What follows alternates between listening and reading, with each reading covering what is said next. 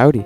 So my slide film should be in any day now. I have a couple videos lined up that I shot on that film, which is expired, and it's slide film, so I'm a little scared. But today I'd like to talk about how badly I fucked up this roll, why, how to prevent these problems next time, and just overall thinking extremely critical about an entire roll.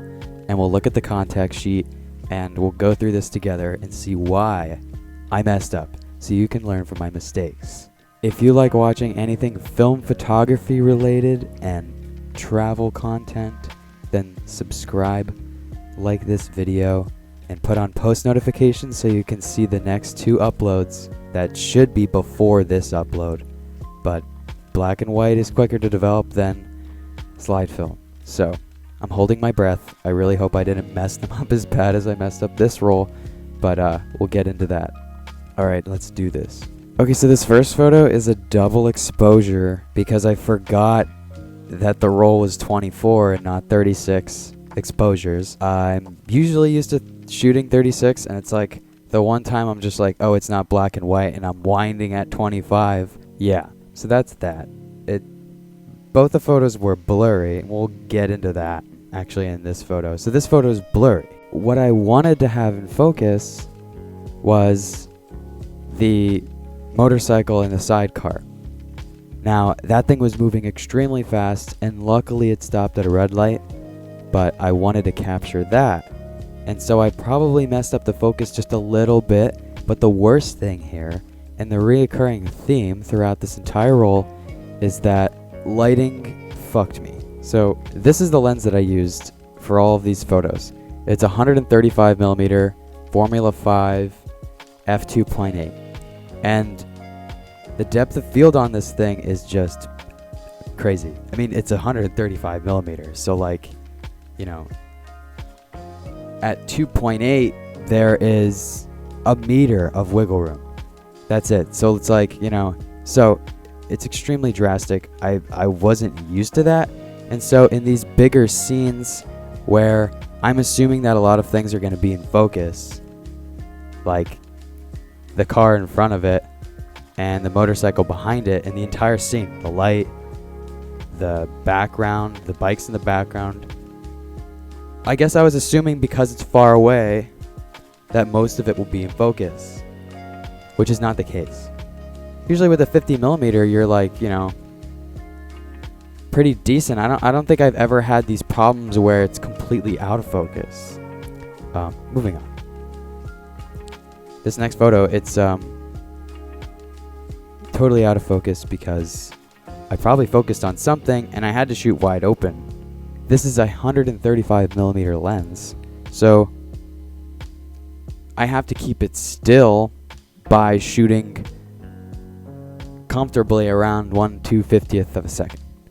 And so doing that, I'm short on light, and I just have my aperture kind of open. And I'm also trying to capture a moment while experiencing all of this at the same time. I'm fairly confident that I nailed the focus on this photo. I really don't understand why it is out of focus. Because even if I had the aperture at 2 meters, that whole balcony should have been in focus. And so maybe it's the lens messing with me. I'm not sure. Maybe it's the new developer. Maybe there was a little gap between, you know, the scanner and the film, which made that. But I've scanned pillowed film and it's been fine.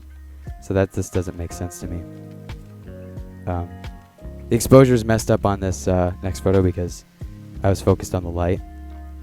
But, you know, some of them are in focus and some of them are not. And like I said, I'm blaming depth of field. This next photo with the palm trees up on the balcony here, up on the rooftop here, it's like the palm trees are kind of sort of in focus. They're not like tack sharp.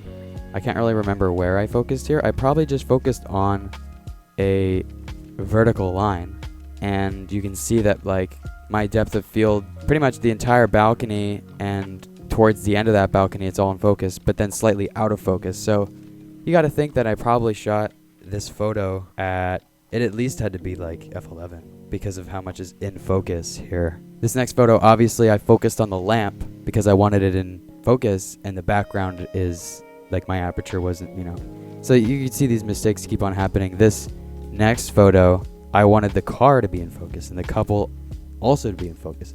It's like, you're shooting manual focus with a lens like this. It's just not really easy to just go bang, bang, bang, bang, bang and expect all of them to be like relatively in focus. So yeah, and this obviously next photo, I don't understand why it's out of focus because I remember focusing on her glasses and it being in focus. So I feel like there's a mixture of things where it could be me, it could be the lens, it could be me not accounting for depth of field. Pretty sure I nailed the focus. Like, I don't really take a photo.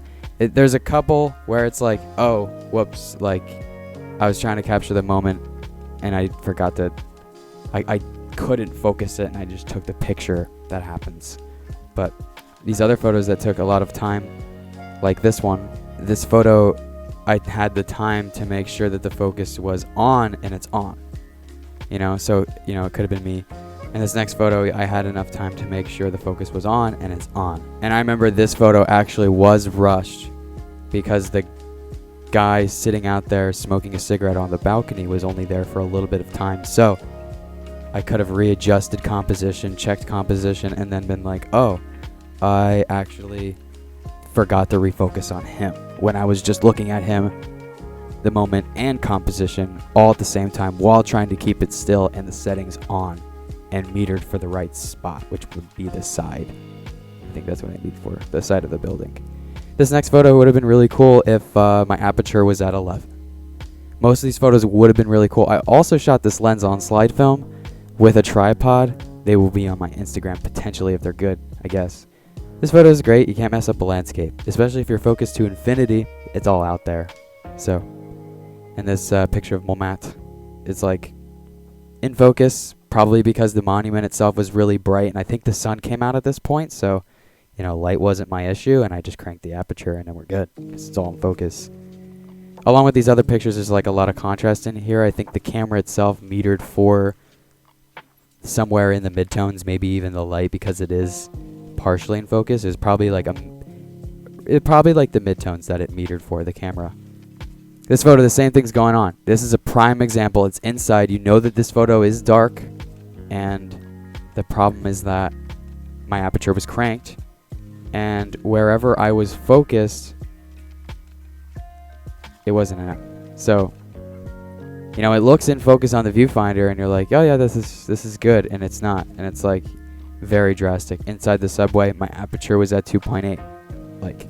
So whatever little tiny point I was focused on, I got 1 meter or less that is in focus in this frame. And it's probably the rails here that is what I focused on because they look like they are kind of tack sharp. So yeah, this is a big mess up. It happens. These birds aren't even in focus, but the little slab of concrete that is straight is definitely what I focused on, and that is in focus. And you can see how drastic the fall off is. So this photo is inside. It was metered properly, and the distance between the railing and that light is probably like 2 meters. So I must have had my aperture up at like at least 4. Having my aperture at 4 would at least give me that extra length, enough to get the light and the railing in focus. There you go. That's the contact sheet of this roll, and that's what I think about every one of these photos. It happens, and what I learned from this experience is just focus on focus. It's like one of the most difficult things I think in photography is focus and nailing it, and it's like there's only so much you can do. When you're looking in the camera and you're like, yeah, it's in focus, let me capture the moment on top of the composition and the settings.